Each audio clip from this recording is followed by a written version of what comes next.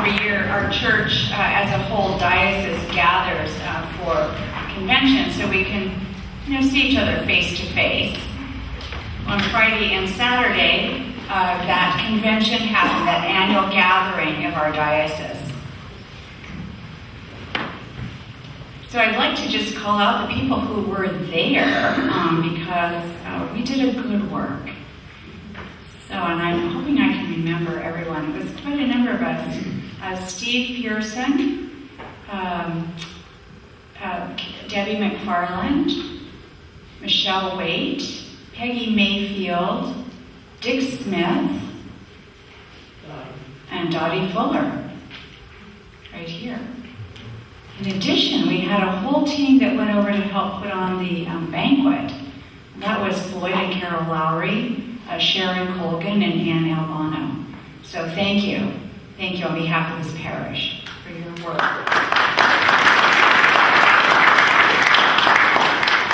Our diocese is called El Camino Real. It stretches from Silicon Valley in the north to San Luis Obispo and Point South. We are 45 congregations stretched across 5 counties, Santa Clara, San Benito, Santa Cruz, Monterey, and San Luis Obispo. Our northernmost congregation is located in Palo Alto, and our southernmost congregation is in Arroyo Grande.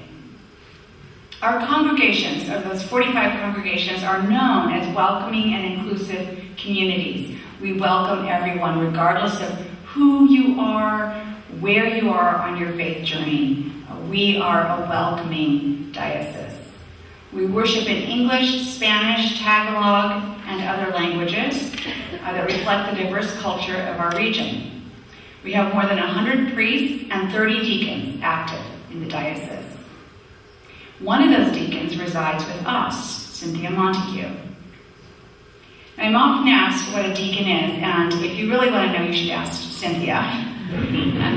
But here is a stab at this. A deacon is an ordained minister of the Episcopal Church whose specific calling is to lead church members in service to the poor, the needy, and the oppressed.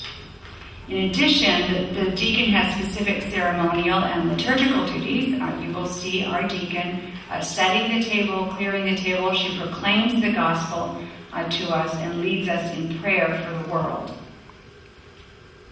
This by no means covers all that a deacon does, but it gives you an idea. You can talk to her afterwards.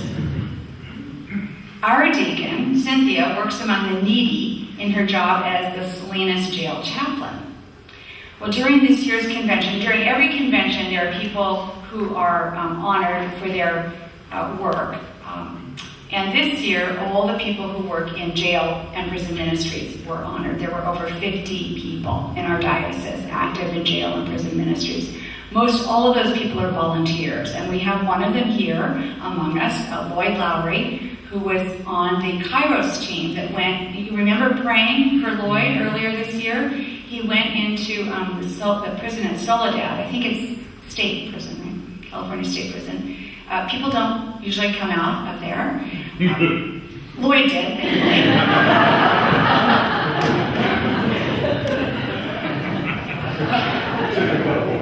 Took a couple weeks, but we survived.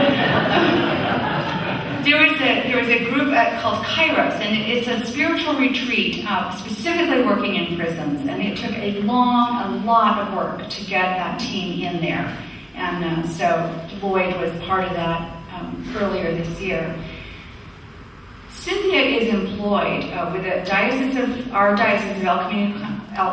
Real has a contract with the Salinas City Jail, County Jail, and that contract is Cynthia fulfills that for us. So she's an ordained minister in the jail. Now, she does not just represent Episcopalians or Christians. She serves people of any faith or no faith. So, on behalf of our parish, I would also, in addition to the diocese saying thank you, I would also like to say thank you to Cynthia for taking the love and compassion and salvation of Christ from this altar to the jail cells.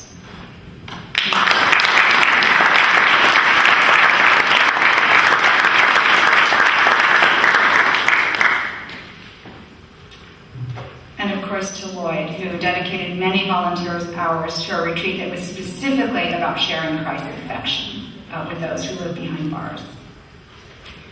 Blessed are the peacemakers, Jesus says. Blessed are the peacemakers, for they shall see God. Happy indeed are those who walk in the way of Jesus, the way of peacemaking among all. The election, of course, is very, very much on our minds and hearts. And I would like to conclude this very brief homily with Bishop Mary's letter, as her words bring solace and guidance as we navigate this difficult time for our country. Dear friends, she writes, besides our diocesan convention, our nation is very much on my mind. I know it is on your mind too. I know there is significant distress among us as we watch the news, listen to the debates, and worry about the economy, international relations, our kids, our future, our world. These are not irrational concerns or worries.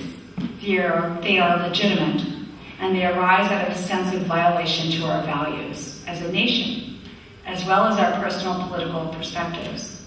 Indeed, I find myself more troubled not by differences of political opinion, but that we seem unable and even unwilling to find a way through those differences.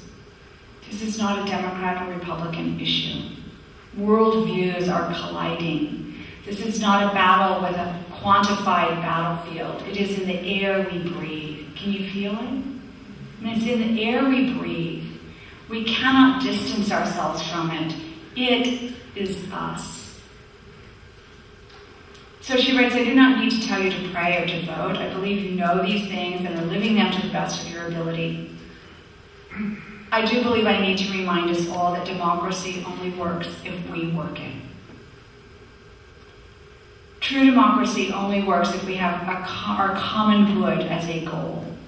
What this is and how it is lived out shall be negotiated, of course. That's the process. So in this collective time of repentance and soul-searching as a nation, I invite us to observe ourselves and our roles. As we figure out where we stand, how we vote, with whom we align, we must not forget that we are our problems. It's not about them.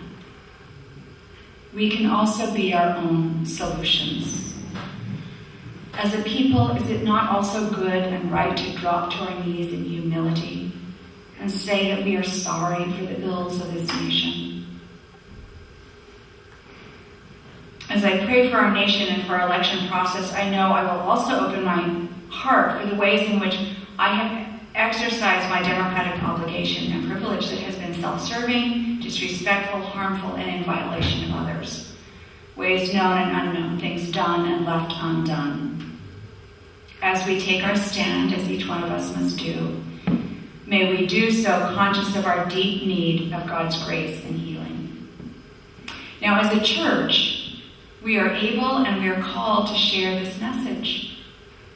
It is our regular spiritual practice to name our personal and corporate brokenness. We know how to do this. We have the tools to open our doors to our neighbors who are having the same experience, but they don't know what to do with it. She says, I would urge all of our congregations to open our doors on election day and in the days following. And as I have said, we are going to do that. Our doors will be open for prayer. I encourage us to be spaces where our neighbors may enter and pray, light a candle for our country, find a community with whom to gather. No matter who becomes our president next week, serious matters will remain before our nation. Living room conversations has become a valued and precious partner in our ministry of reconciliation in this diocese. Several of our congregations are having living room conversations. We have held one already here, and we will hold one again next Sunday. She writes, as a diocesan staff, we are using them to open up conversations in order to strengthen ourselves when conversation across difference becomes challenging. Would you be willing to host a living room conversation, she asked, in your congregation, to which we have said yes. Open to your days, open to your neighborhood in the days following the election. We all and our neighbors will need a safe and constructive place to gather, to speak, and to listen to diverse points of view.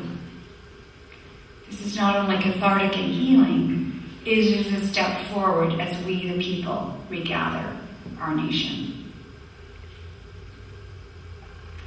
This All Saints' Day, the Gospel reading reminds us to love your enemies. This is not for the faint of heart or the spiritually undisciplined. There's no wiggle room to minimize the mandate. Jesus offers a very complete and rigorous exegesis of the Hebrew understanding of this great commandment. Love your enemies. Our practice of such love is the way, Jesus' way, toward the wisdom and courage we need to be the people God calls us to be. With confidence in God's grace, with confidence that ultimate reality is based in God's good governance. With that confidence, may we step forward in the same sacrificial love made known to us in Jesus' own dying and rising. To God be the glory.